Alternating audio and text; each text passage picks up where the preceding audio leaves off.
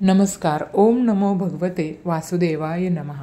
आजच्या या व्हिडिओमध्ये आपण घरामध्ये दररोज नित्यनियमाने विष्णू सहस्रनामाचं श्रवण केलं असता काय चमत्कार होतात ते पाहणार आहोत.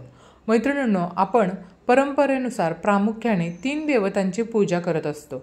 तर ब्रह्मदेवाला विश्वाचा निर्माता म्हणून ओळखलं जातं आणि शिवाला संहारक म्हणून ओळखलं जातं आणि भगवान विष्णूंना विश्वाचा संचालक मानलं जातं. भगवान विष्णू हे विश्वाचे पालनकर्ता म्हणून ओळखले जातात. त्यामुळे त्यांची उपासना केल्यानं तुमचं जीवन खूप सोपं आणि सुखी होतं. आपलं संगोपन करणाऱ्याची पूजा केल्यानं जीवन जगणं आणि पुढे जाणं खूप सोपं होतं अशी श्रद्धा आहे. म्हणून भगवान विष्णूंची उपासना करण्याचे अनेक मार्ग आहेत की ज्यामध्ये विष्णू सहस्रनामाचा पाठ करणं सर्वात फलदायी मानलं जातं. तर मैत्रिणींनो, विष्णू सहस्रनामाचं नियमित ज्या व्यक्ती पठण करतात त्यांचं प्रत्येक कार्य पूर्ण होतं आणि लाखो दुःख दूर होतात. परंतु विष्णू सहस्रनामाचे पठण करण्याचे सुद्धा अनेक नियम केलेले आहेत आणि ते ध्यानात ठेवूनच आपण पाठ केले पाहिजेत, जेणेकरून भगवान विष्णूंची कृपा आपल्याला प्राप्त होईल.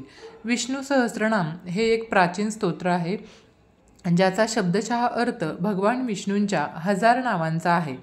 विष्णू सहस्रनाम हे संस्कृत विद्वान ऋषी व्यास यांनी लिहिलेल्या महाभारताचा एक भाग आहे. तर मैत्रिणींनो, सूर्योदयाच्या वेळी पठण करा विष्णू सहस्रनामाचा पाठ. तुम्ही तुमच्या सोयीनुसार केव्हाही नियमितपणे करू शकता, परंतु सूर्योदयाच्या वेळी ते वाचणं उत्तम आहे असं मानलं जातं.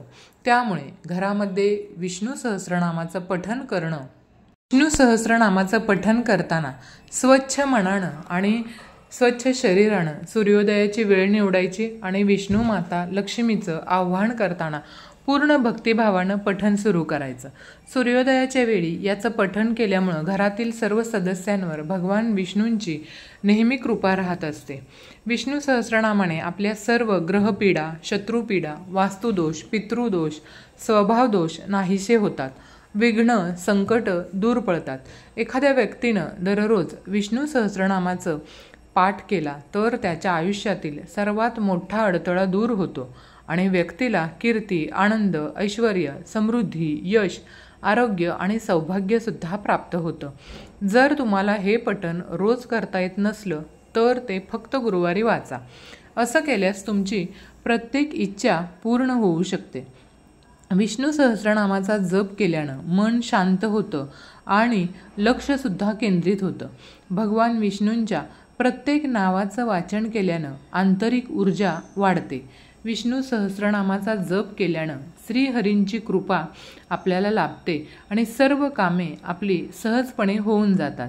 विष्णू सहस्रनामाचा जप केल्याने, भक्तिभावाने मनपूर्वक पठण केल्याने भक्ताला अपार लाभ मिळतात असा बऱ्याच जणांचा अनुभव आहे.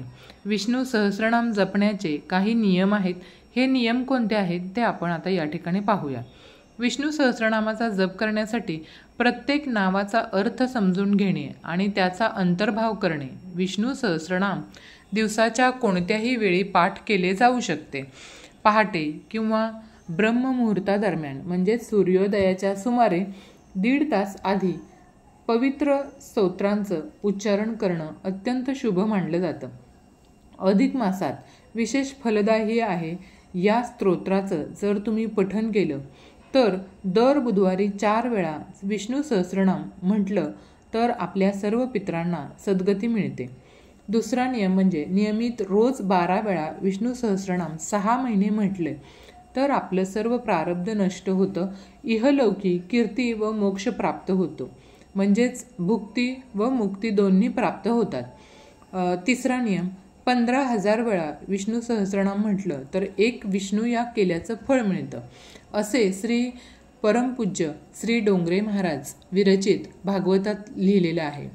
चौथा नियम, एकादशीच्या रात्री 12 वाजता स्नान करून विष्णूंपुढे राम, बालाजी, पांडुरंग, कृष्ण, फक्त नरसिंह नको या देवतांच्या पुढे, या अवताराच्या पुढे विष्णूच्या तुम्हाला उदबत्ती लावायची आहे आणि विष्णू सहस्रनामाचं 12 पाठ 12 एकादशीला करायचे आहेत. साक्षात भगवंताचं दर्शन तुम्हाला होईल. 5वा नियम 40 दिवसांच्या रोज 12 वेळा नियमित पठणाने अशक्य गोष्टीसुद्धा शक्य होतात. 6वा नियम विष्णू सहस्रनामाने अर्चना अथवा तूप किंवा तुपावलेल्या तिळांनी विष्णू सहस्रनामाने हवन केलं तर अतिशय उत्तम अनुभव तुम्हाला येतील.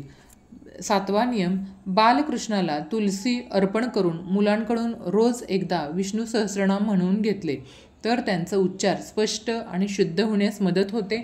ती तुळशीची पानं त्यांनी चावून खाल्ली तर त्यांची बुद्धीसुद्धा तेजस्वी होण्यास मदत होते. 8वा नियम वास्तुदोष जाण्याकरता रोज 3 पाठ आठवडाभर करावेत. याची सुरुवात तुम्ही बुधवारीच करावी. तुपाचा दिवा आणि अगरबत्ती लावायची आणि सुरुवात करायची. 9वा नियम बाहेरचा त्रास होत असेल, संतती आपली मतिमंद किंवा गतिमंद असेल तर अशा व्यक्तीला रोज सकाळ संध्याकाळ श्री विष्णू सहस्रनामाचं पाठ ऐकवावेत. 10वा नियम घरामध्ये कोणी व्याधीग्रस्त असेल तर विष्णू सहस्रनामाच्या पठणाने व्याधी नष्ट होऊन शरीराभोवती एक सुरक्षा कवच उभं राहतं. तर यासाठी सुद्धा आपल्याला विष्णू सहस्रनामाचं पठण करायचं आहे. 11वा नियम श्री विष्णू मंदिरात बसून जो कोणी या स्तोत्राचं पठण करतो त्याचं सर्व अहित नाहीसं होतं आणि त्याला छळणाऱ्या सर्व गोष्टींचा परिहार होतो. 12वा नियम विष्णू सहस्रनामाचं कोणत्याही प्रकारचं अनुष्ठान करायचं असेल तर त्यासाठी रुद्रशाप विमोचन विधी करणं आवश्यक असतं. परंतु जर ते शक्य नसेल तर त्याच्याऐवजी विष्णू सहस्रनामाच्या आधी आणि शेवटी 3 वेळा तुम्हाला ओम नम शिवाय आणि 3 वेळा ओम नमो भगवते वासुदेवाय असा जप करायचा आहे. त्याच्यानंतर पुढचा म्हणजेच 13वा श्री विष्णू सहस्रनामाच्या फलश्रुतीत असं म्हटलं आहे की जो या स्तोत्राचं पठण करेल त्याने दिली पाहिजेत, म्हणजेच अशी सर्व दाने दिली आहेत आणि केल्या पाहिजेत, म्हणजे अशा सर्व देवांचं पूजन केलेलं आहे. अशा प्रकारे 14वा नियम पिंपळाच्या पारावर बसून विष्णूचं ध्यान करीत जो विष्णू सहस्रनामाचं पाठ करतो ना त्याची शतकोटी कल्पांमधील साचलेली जी काही पातकं असतात ती हळूहळू नष्ट होण्यास मदत होते.